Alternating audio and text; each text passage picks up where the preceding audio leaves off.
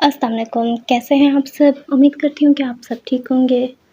यहाँ पर दिन के 12 बजने वाले हैं, लेकिन अभी तक जो है लाइट नहीं आई थी। सुबह से ही लाइट गई हुई थी, जिसकी वजह से कोई काम भी नहीं हो पा रहा था।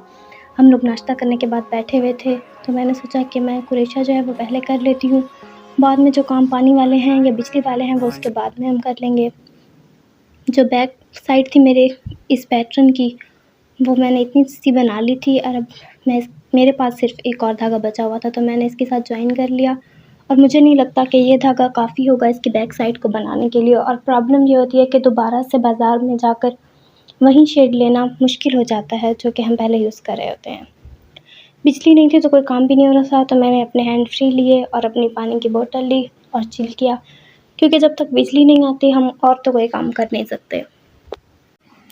शुक्र है कि बाद में बिजली आ गई थी। बिजली आने के बाद ही हमने काम किए थे, कमरे की सफाई की थी, बर्तन वगैरह धोए थे और इसके साथ ही मैंने कपड़े भी प्रेस कर दिए थे, क्योंकि जब बिजली नहीं होती तो सबसे बड़ी टेंशन इसी चीज़ की होती है। काम तो हम थोड़ी देर के बाद भी कर लेते हैं या कुछ जल्दी हो जाते हैं।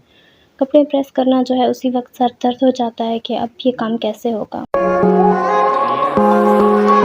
उसके बाद दिन में हमने बनाया था कलौंजी का पराठा। सिंपली मैदे के अंदर मैंने डाली थी कलौंजी, नमक, मिर्च वगैरह। कलौंजी का फ्लेवर मुझे काफ़ी पसंद है, तो इसलिए मैं पराठे के अंदर कलौंजी ज़रूर डालती हूँ। और ये पराठा पता नहीं क्यों गोल भी नहीं बन रहा था। आज का शायद दिन ही ऐसा था कि कोई काम ठीक से हो ही नहीं रहा था।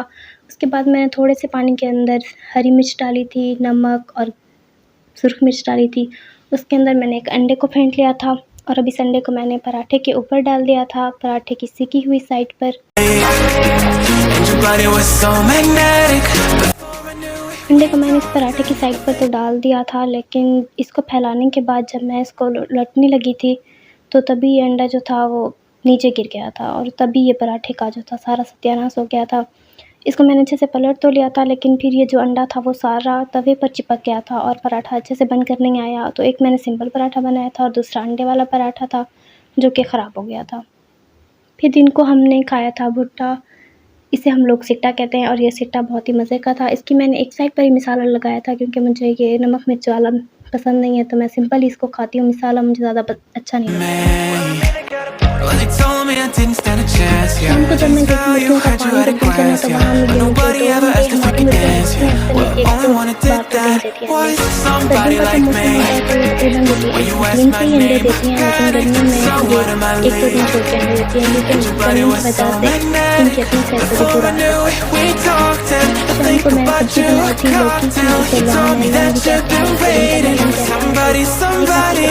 गर्मी में तो हमारे लोग कहते हैं, ये कहते हैं कि ये बहुत ही ठंडी सब्ज़ी होती है और इसे गर्मी में अच्छे से खाना चाहिए। इसके अलावा ये डाइजेशन के लिए भी अच्छी होती है, डाइजेशन को रिलेटेड प्रॉब्लम जैसे कॉन्स्टिपेशन या गाइस के लिए भी अच्छी होती है। लोग इसे वेट लॉस के लिए भी खाते हैं। तो हमने भी आज चने की दाल के साथ लौकी की सब्ज़ी बनाई थी।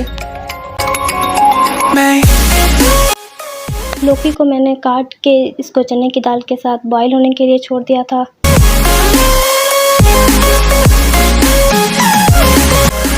और इसी दौरान मैंने प्याज और टमाटर भी बना लिए थे और इसी दौरान हम लोग साथ भी धो रहे थे और ये सारे काम साथ साथ हो रहे थे।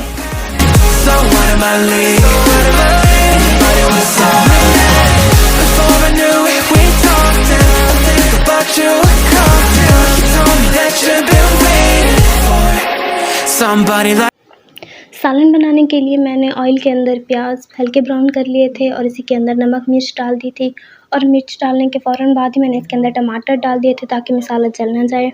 अब जैसे ये टमाटर वगैरह सॉफ्ट हुए थे, तो इसके अंदर मैंने उबली हुई चना दाल और लौकी डाल दी थी। अब बस इसका पानी खुश्क होने तक इसको बनाना है, थोड़ा सा पानी रहने देना है जितना आपको अच्छा लगे इसके अंदर शोरबा। जब मैं लहसुन बना रही थी दाल के लिए, तो वहाँ से मैंने 4 कली लहसुन रख ली थी, जिसको मैंने अपने टमाटर वाली क्यारी के अंदर लगा दिया था।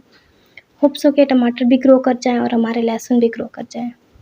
उसके बाद जो सब्ज़ी के पील्स बचे थे, उनको मैंने अपने कंपोस्ट बिन में डाला था। काफ़ी टाइम से जो मैंने अपनी पत्तियाँ रखी हुई थी मिट्टी के ऊपर, मैंने पहली लेयर उन्हीं सूखी पत्तियों की लगाई थी। उसके ऊपर सब्ज़ी के छिलके डाले थे और फिर थोड़ी-सी मिट्टी डालने के बाद एगशेल्स मैंने डाल लिए थे।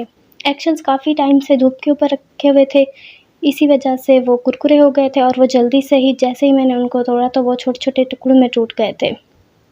इसके ऊपर फिर से मिट्टी की लेयर डाल दी थी। मेरी ये जो मिट्टी थी ये कंपोस्ट वाली मिट्टी थी, तो इसके अंदर कंपोस्ट भी जल्दी बन जाती है। कुछ लोग कंपोस्ट बनाने के लिए थोड़ी सी कंपोस्ट बाज़ार से ले लेते हैं, तो उससे जल्दी कंपोस्ट बन जाती है। वरना अगर आप सिंपल मिट्टी के अंदर भी कंपोस्ट बनाते हैं तो वो थोड़ा टाइम तो लेती है लेकिन बन जाती है, क्योंकि डिकम्पोज़िशन तो नेचुरल प्रोसेस है, वो तो मिट्टी के अंदर होता ही है, थोड़ा-सा बस टाइम लग जाता है। तो अगर आपको जल्दी बनानी है तो आप थोड़ा-सी बाज़ार से कंपोस्ट लेकर भी बना सकते हैं। उसके बाद इसके ऊपर थोड़ा-सा मैंने पानी डाला था, सिर्फ़ इतना कि ये मिट्टी मॉइस्ट रहे, ज़्यादा पानी नहीं देना।